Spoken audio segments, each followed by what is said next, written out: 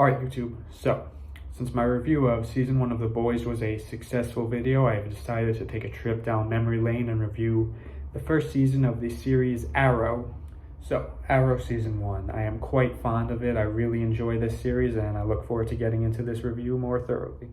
So from the start, it definitely gives the vibes of the movie Batman Begins, but I don't blame Arrow season 1 for that because Batman Begins definitely set up a good tone and a good example for superhero origin movies, and it's definitely a good inspiration, so shout out to Arrow season 1 for that.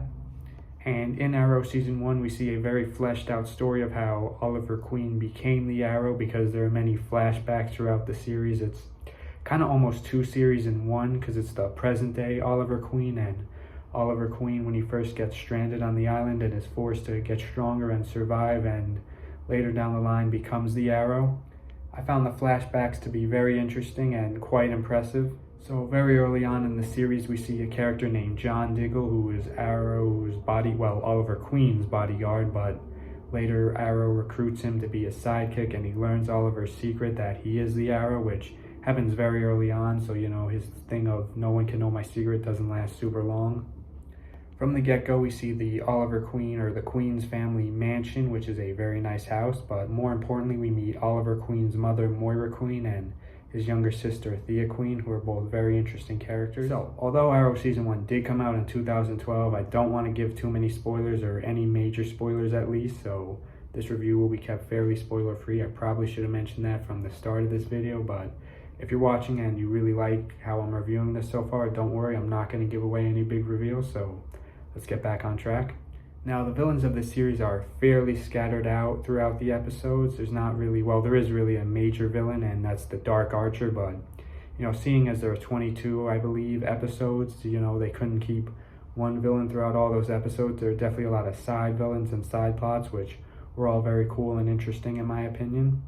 So although Arrow Season 1 does have definitely that realism superhero vibe that doesn't last super long in later seasons as other fantasy sci-fi type superheroes come in, but to be honest, I don't mind that at all, because although I did love the Dark Knight trilogy, it did have me wondering what it would be like if it crossed over with less realistic superheroes. So in the early episodes, we meet Felicity Smoke, who works at a tech company and is very tech savvy, and later becomes part of Team Arrow and does a lot of the technological gimmicky stuff.